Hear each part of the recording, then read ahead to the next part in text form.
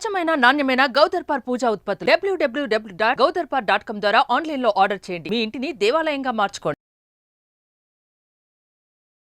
నమస్తే రమ్మగారు. నమస్తే జయ.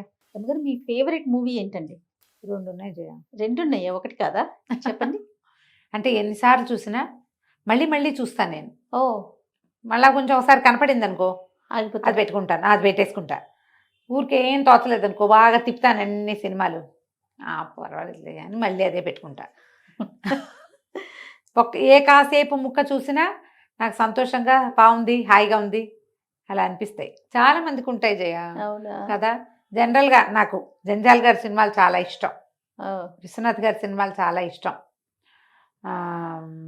ఇటీవల కొత్త కొత్త దర్శకులు కూడా కొన్ని ఎక్కువ సార్లు నెంబర్ ఆఫ్ టైమ్స్ బాగుంది అని మళ్ళీ మళ్ళీ చూసిన సినిమాలు చాలానే ఉన్నాయి. ఓకే. కానీ ఎప్పుడు చూడాలనిపించేవి 2 సినిమాలు. ఏంటవి? ఒకటి మాయాబజారు, రెండోది నర్తనశాల. ఓ, సూపర్. ప్రతి పాట ఇష్టమే నాకు. ఓకే. ప్రతి పాట, ఆ, ప్రతి ఫ్రేము, ప్రతి క్యారెక్టర్, ప్రతి డైలాగు. 2 సినిమాలు. 2 సినిమాలు ఇంచుమించుగా అందులో నుంచి ఒక్క ముక్క చూపించినా నేను ఈ సినిమాని గుర్తుపట్టగలను.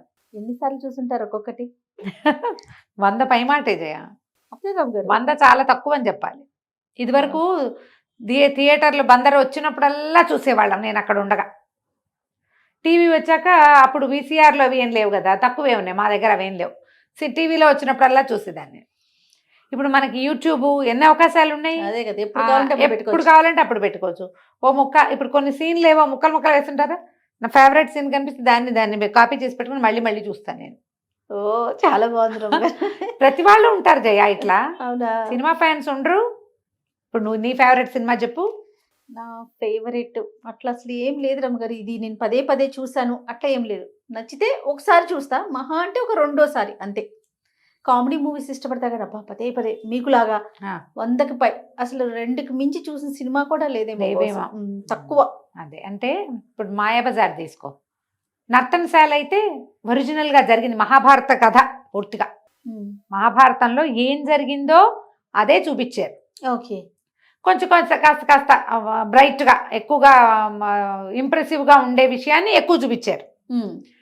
మాయాబజార్ ఒరిజినల్గా జరిగింది కాదు, అది పుక్కిటి పురాణం కదా. ఎందుకంటే మహాభారతం ప్రకారము అభిమన్యుడు చిన్నపిల్లాడు, అభిమన్యుడు చిన్నవాడు పాండవులు వెళ్లే నాటికి. మనం ఆ సినిమాని ఎలా చూస్తాం, పాండవులు అడవికి వెళ్తే ఈ అబ్బాయి అమ్మ ఇద్దరు నారధీరలు ధరించి వచ్చారు ఇక్కడికి అని. అప్పటికి చిన్నవాడు కథ ప్రకారం. అసలు అది గుర్తురాదు ఈ సినిమా చూస్తే మనకి. ఇది జరగలేదు, ఇది ఇలా కాదు, ఇదేంటి ఇలా చూపిస్తున్నారు, అలాంటి భావాలు ఆనాడు ఆ సినిమా రిలీజ్ అయిన రోజున జనాలు ఎవరికైనా కలిగాయని నేను అనుకోను. ఎందుకంటే నాకంటే బాగా సీనియర్లైన మా అక్కయ్యలు, వాళ్ళకు కూడా ఇష్టమే మాయాబజార్. ప్రతి ఫ్రేమ్, ప్రతి డైలాగ్ అంత ఇష్టం. ఎంత పక్కగా పక్కడ్బందిగా దాని ఫోటోగ్రఫీ కానీ. ఏ క్యారెక్టర్ అంటే బాగా ఇష్టం రమ్మగారు సినిమాలో? ఆబ్వియస్లీ ఘటోత్కచుడు. అంతే. ఎన్టీఆర్ గారి తర్వాత నాకు బాగా ఇష్టమైన నటులు రంగారావు గారు. రంగారావు గారు ఒక ఎలా ఉంటుందంటే ఒక దాంట్లోకి తీసుకెళ్తారు, ఒక స్పెల్లోకి ప్రవేశపెడతారు. మరి ఛాయాగ్రాహకుడు వల్ల అంటావా, డైలాగుల వల్ల అంటావా, బ్యాక్గ్రౌండ్ లో నడిచేటువంటి మ్యూజిక్ గంభీరంగా అనిపిస్తుంది కదండి. ఆ పట్టు ఇప్పుడు ఏదైనా ఒక కథ చెప్పేటప్పుడు జయ, మనం అవతల వాళ్ళు మనని మంత్రముగ్ధులుగా వింటున్నారు అంటే ఒకటి కథ, రెండోది కథనం. అంతే కదా. ఆ రెండింటిని ఇప్పుడు మనం నోటితో కథ చెప్పడం వేరు, దాన్ని ఒక ఫ్రేమ్ మీద చూపించడం ఇంప్రెసివ్. అబ్బాయి ఏమిటి అని అనిపించదు ఎక్కడ. నేను ఎన్నిసార్లు చూసినా అలాగే ఉంటుంది. కలర్ లో కూడా చూసాను నేను. ఓకే. కలర్ చేశారు కదా. అవునవును. పెద్ద దాని వల్ల తేడా ఏముంది, సినిమా సేమ్ కలరే కదా మారుతుంది. ప్రతి క్యారెక్టర్ని ప్రతిదాని దర్జాన్ని ఉంచారనిపిస్తుంది. అది జరగని కథ అయినా బలరాముడు క్యారెక్టర్ చూపిస్తారు కరెక్ట్గా, కృష్ణ పరమాత్మ క్యారెక్టర్ యాజ్ ఇట్ ఈజ్ ఎలాగో వచ్చేస్తుంది. రేవతీదేవి, రుక్మిణీదేవి, సుభద్రాదేవి, తర్వాత ఏమో హిడింబ క్యారెక్టర్. దీని మీద ఒకటి చెప్పాలి జయ. మామూలుగా మనకి మహాభారత గాథల్లో హిడింబ ఎక్కడ కనపడుతుంది? మొట్టమొదట భీముడు, బకాసురుడు, బకాసురుడు కాదు హిడింబాసురుడు యుద్ధం. అప్పుడే వీళ్ళు లక్క ఇల్లు కాలిపోయి పాండవులని మోసుకొచ్చాడు భీముడు.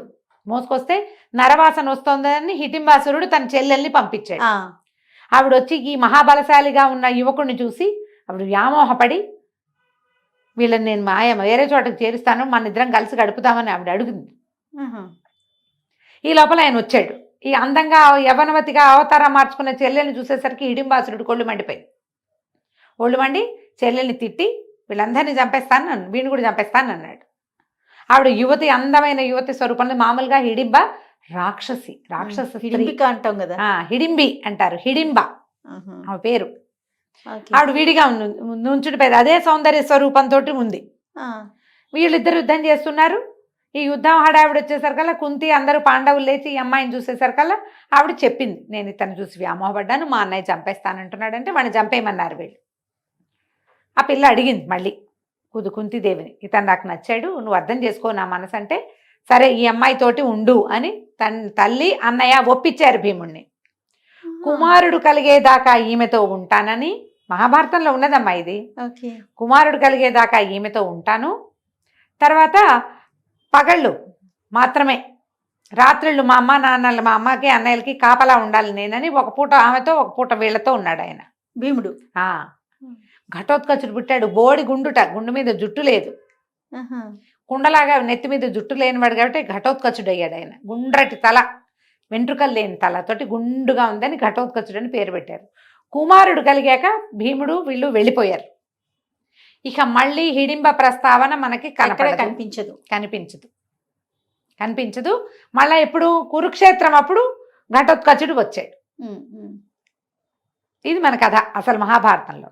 అయితే భాస మహాకవి రాసిన మధ్యమ వ్యాయోగం అని ఒక డ్రామా, నాకు అత్యంత ఇష్టమైన నాటకాల్లో, సంస్కృత నాటకాల్లో అదొకటి.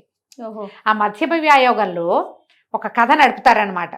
ఘటోత్కచుడి క్యారెక్టర్ రాస్తారు జయ. అందులో మీరు అది గనక చదివితే వాడితో ప్రేమలో పడాల్సిందే ఎవరైనా సరే. బ్యూటిఫుల్గా వర్ణిస్తారంటే, సంస్కృతంలో వర్ణన గూస్ బంప్స్ వస్తాయి. ఎంత అందంగా ఉన్నాడు రాక్షసుడు, అందంగా ఉండటం, అందమైన రాక్షసుడు భలేగా ఉంటుంది. ఆ క్యారెక్టరు, ఆ కుర్రాడు వాడితో ప్రేమలో పడి తీరాలి ఎవరైనా సరే. మధ్యమ వ్యాయోగం కుదిరితే ఎవరైనా సంస్కృత పండితులు దొరికితే చెప్పించుకోండి, సూపర్గా ఉంటుంది. మీరు తెలుగులో చెప్పలేరా రమ్మగారు మా కోసం? ఆ డైలాగ్స్ బాగుంటాయి జయ. కథకి చేయలేరా మీరు? ట్రూ ట్రాన్స్లేషన్ చేయను, డైలాగ్స్ బాగుంటాయి. ఇదేంటంటే ఆవిడ హిడింబగా ఏకాదశి ఉపవాసం ఉండి, ఏకాదశి అయి ఉండదు, అది ఒక ఉపవాసం ఉంది, ఆవిడ వ్రతం పెట్టుకుంది. వ్రతం విడవడానికి నరమాంసం కావాలని ఘటోత్కచుడు ఒక నరుణ్ణి వెతుక్కుంటూ వస్తాడు.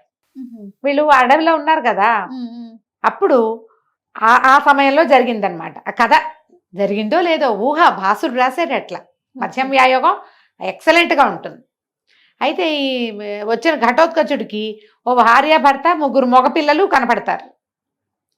ఒకడిని నాకు ఆహారంగా ఇవ్వమంటాడు ఘటోత్కచుడు. నేను చంపను, మా అమ్మకి కావాలి, మా అమ్మ వ్రతం, ఒక్కడు రండి నాతో పాటు మా అమ్మ ఆహారానికి అంటే, ముసలివాడిని నేను వస్తానంటాడు ఆయన. ముసలాడి నాకు వద్దంటాడు ఘటోత్కచుడు. ఈమె ఆడ మనిషి వస్తే చిచ్చి నేను ఆడాలని చంపనంటాడు. ఈ 3 కొడుకుల్లో పెద్దవాడేమో నాన్నకి ఇష్టం, ఆఖరి వాడేమో అమ్మకి ఇష్టం, నేను ఎవరికి ఇష్టం అంటాడు మధ్యలో వాడు. అందుకని ఓ మధ్యమా రా ఆ మధ్యముడిని తీసుకెళ్తాడు, మధ్యవాడిని తీసుకెళ్తాడు.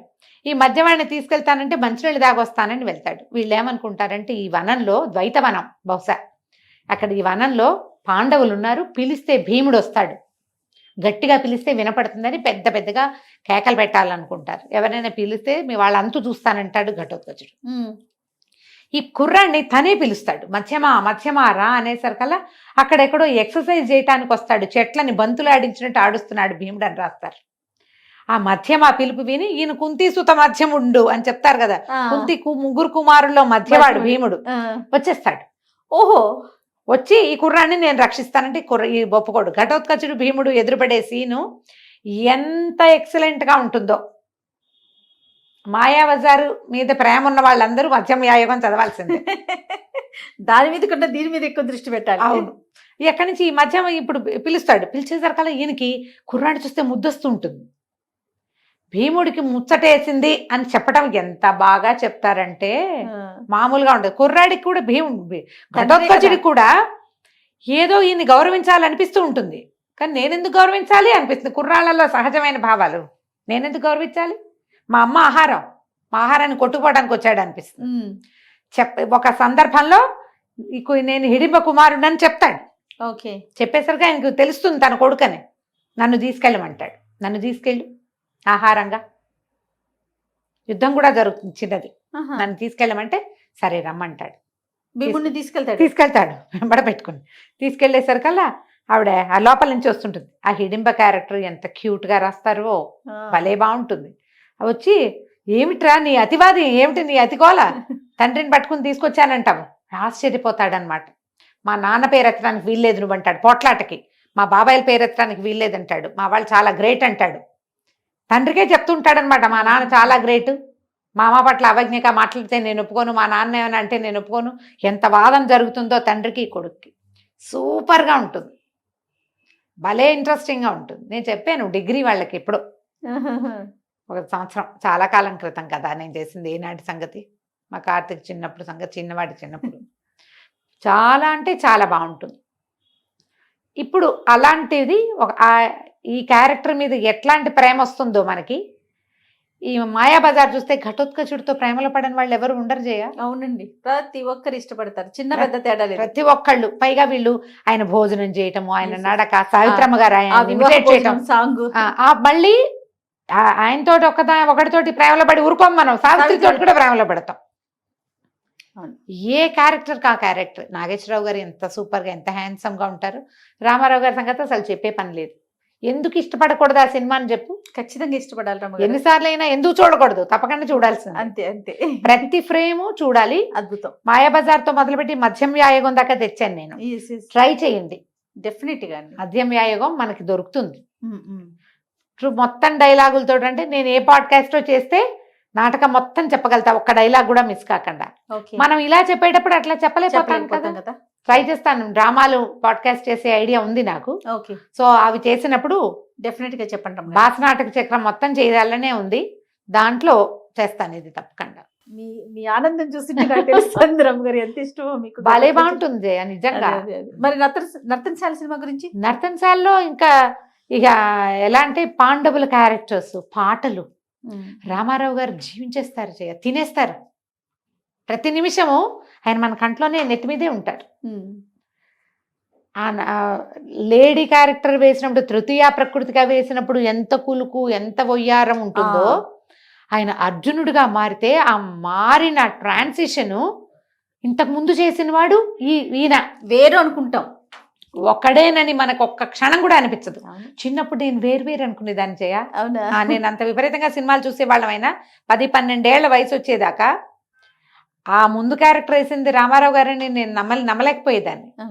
నాకు తెలిసేది కాదు. బాగా పెద్దయ్యాక అర్థమైంది. కానీ ఆయన నటనా విశ్వరూపాన్ని అందులో చూడొచ్చు. ఎన్ని క్యారెక్టర్లో చేశారు అలాంటివి.